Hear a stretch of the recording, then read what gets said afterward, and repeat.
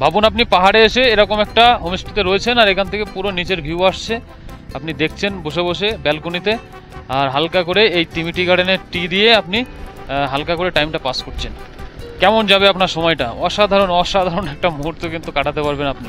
তো অবশ্যই বেরিয়ে পড়ুন পাহাড়ে। আর যারা সার্চ করে করে দেখেন যে পাহাড়ে যাওয়ার সঠিক সময় কোনটা, পাহাড়ে কোন মাসে যাব, পাহাড়ে যা অফবিট কখন করবো, আরে ভাই কোনো অফবিট কোনো বিট কিচ্ছু হয় না। পাহাড়ে আপনি এনি টাইম আসতে পারেন। পাহাড় মানেই 12 মাস কম বেশি বৃষ্টি, পাহাড় মানেই ঠান্ডা, পাহাড় মানে হচ্ছে একটা উদ্ভুট ওয়েদার।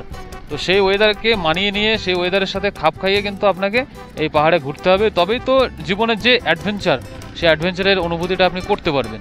নাহলে আপনি যদি সিজন খোঁজেন, সময় খোঁজেন, তাহলে অ্যাডভেঞ্চার কী হলো? হ্যাঁ, এবার যারা শখের বসে ঘুরতে আসবেন তাদের বিষয়টা আলাদা, কিন্তু যারা অ্যাডভেঞ্চার করতে চান তাদের জন্য পাহাড় অলওয়েজ সবসময় কিন্তু তাদের স্বাগত করছে।